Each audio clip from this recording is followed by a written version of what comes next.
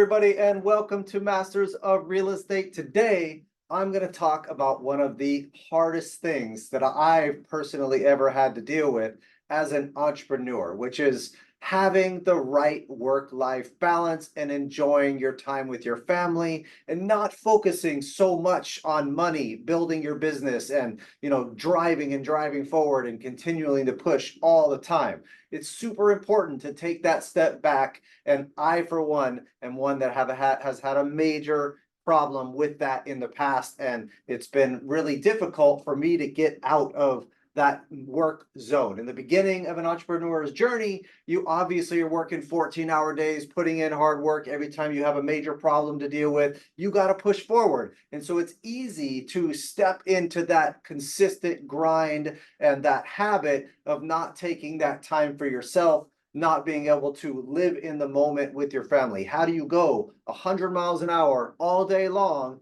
and then stop just to be in the moment with the kids or in the moment with your family and being able to really dial in that key time? So today, I'm going to talk to you about some of the tips and tricks that I think will massively help you to improve that work-life balance and improve your life as a whole, as an entrepreneur, as a real estate investor, or if you're just working a job and grinding all the time and working so hard. These are some of the things that you can do to be able to dial that in and make the most out of your family life and those types of more important activities, right? So for me, I have had a major struggle, and I think a lot of different entrepreneurs go through this, depending on what happened in their past, in their childhood, in different, things that they've had to encounter. I definitely had a habit of consistently grinding when working hard. And sometimes, just like right now, I have to grind, right? Because there are big,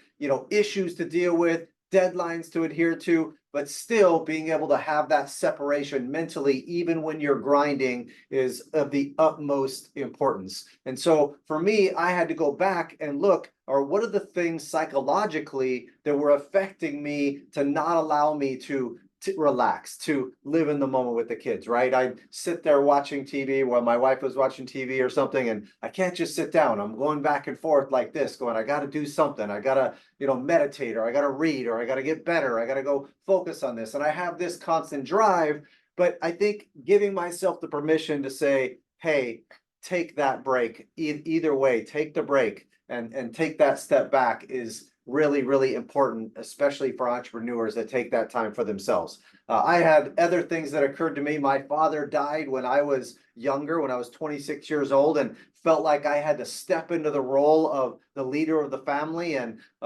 be able to take control and be able to make sure everybody in my family, including my 1-year-old little sister at the time and my younger brother, were all taken care of. And I kind of put that on my shoulders. And as entrepreneurs, as fathers, as business owners, we think, hey, we got to take care of everybody. We got payroll to meet. We got family obligations that we have to hit with regard to money and things like that. And you take it on your own shoulders to take care of everything and everybody. And sometimes that's to your detriment, right? You need to be able to take care of yourself first and be able to say no sometimes and be able to step out of that take care of everybody else mode to be able to take care of yourself, right? So that's one big thing that I've struggled with massively in my life, is being able to, dial that back and say, no, I got to be selfish with my time a little bit more and selfish with what I'm going to give to other people with regard to, my time, and realize that the more I do that, the more I'm taking time away from my family, right? So that really puts it in your head.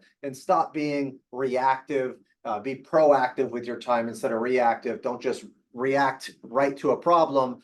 Take your time and say, is that problem a priority over my family life, over everything else I have going on right now? And let me put that on the list of things that need to be done if it's not an immediate emergency, like emails and things like that. Sometimes those can just wait, especially if you do some time blocking with those emails and things like that, right? So, and it's hard for me to turn my brain off. I'm a very much an opportunityaholic, I'll call it, where I see opportunity consistently and want to be able to pursue those things. But being able to say no to those opportunities sometimes is even more important than trying to go after new opportunity that's going to make you new money.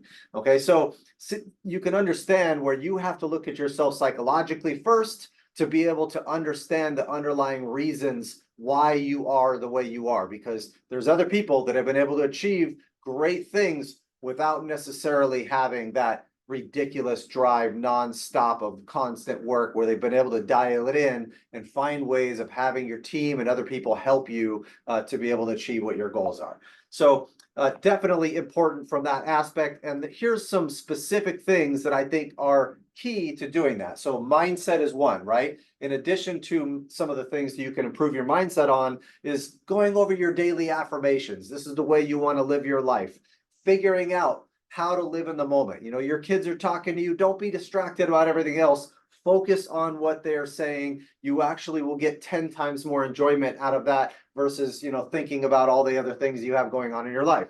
The way you do that is through proper meditation and dialing it back mentally, breathing, getting out of your own head, and being able to calm yourself and relax. I also do it by writing a bunch of things down that might be in my head that I got to take care of, just to get it out of my head and on paper so that I can focus and be in the moment with the kids. I think, you know, constantly learning to how to be better, constantly reading, journaling, those types of things will help you to be able to separate that work-life balance and be able to get things out of your head so you can be in the moment a little bit better. Also, taking off unplugging the phone, right? Unplugging the computer and the TVs, those types of things are huge distractions from family time. It's easy, of course, just to get that dopamine dump, relax. You just worked all day long to go back and just like dive into your phone for 3 hours or whatever and just ignore everything else because you just want to unwind. But when you put that down, you realize you can still unwind and still be in the moment while that phone is off, right? So, and really dialing back, what is your why?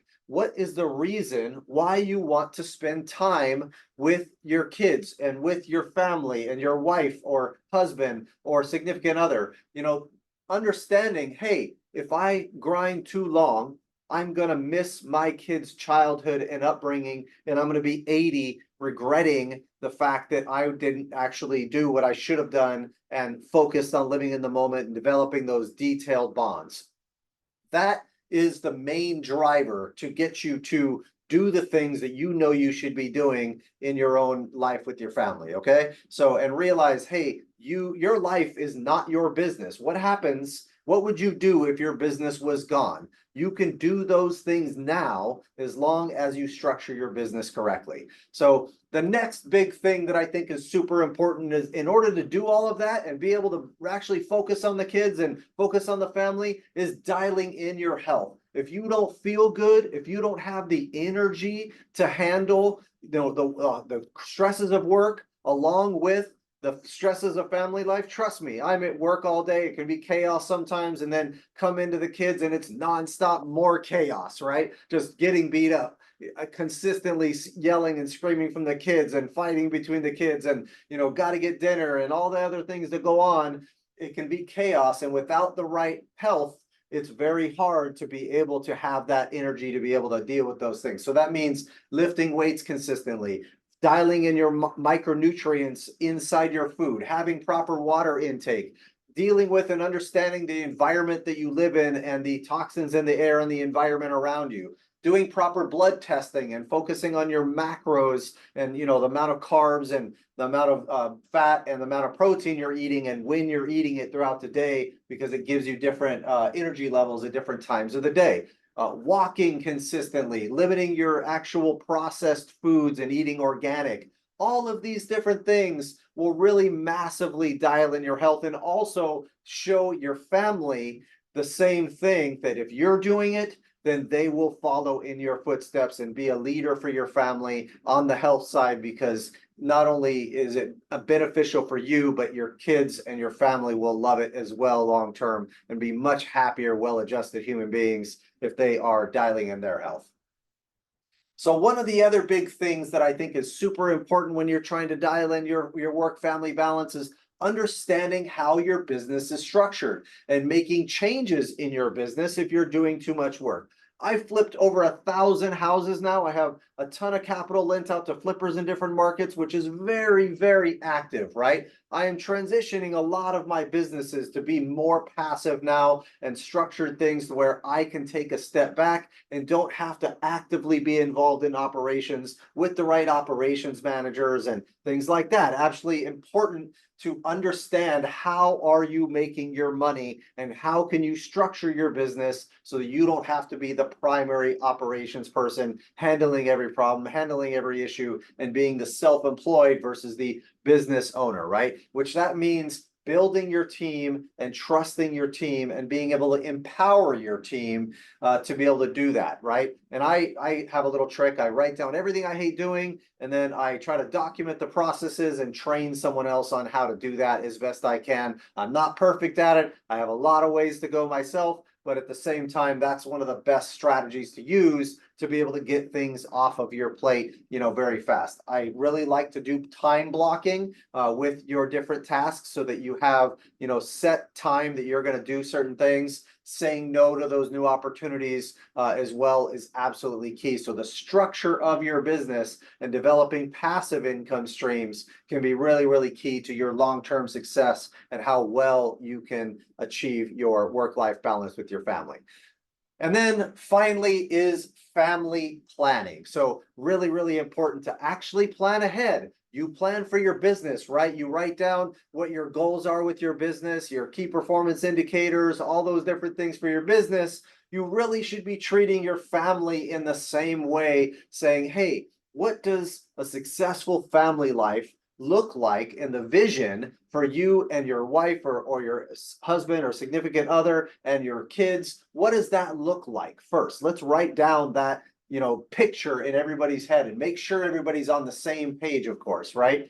And then setting firm deadlines for that work and family time so you have no fly zones when it comes to work overlapping with your family life and putting that work aside as much as you can.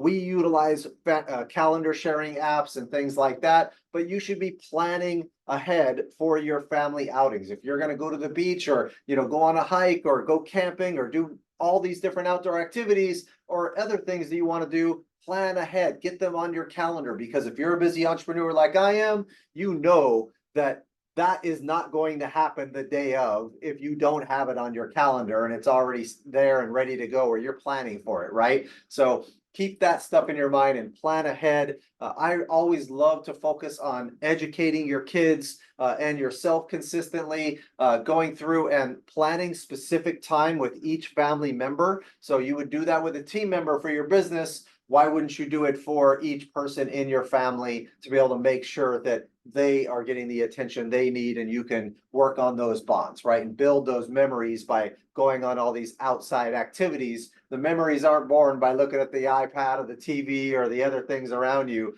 The memories are born by getting out of the house and actually going out and doing live activities, going on vacations and things like that, right?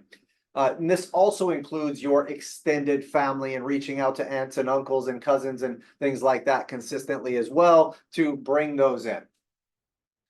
I think affection is something that's super important to focus on. Hugs, showing appreciation to your significant others and having proper communication. Those things are pillar to any family life, of course. And so getting your own ego out of your own way is one of the best things and hardest things to do, of course. But the more emotional control you have in yourself, the easier it will be to be able to achieve those things from a family level as well. Okay, so goals planning, holding each other accountable, going through and having emergency preparedness handled on your side as well for your family as a whole. And then, of course, the financial side is extremely important too. And you want to be able to dial in your personal budgeting. A lot of families have problems because of finances, because they don't agree on that, or one person's a financial person and one person is not. One person takes care of the family, one person works. There's different,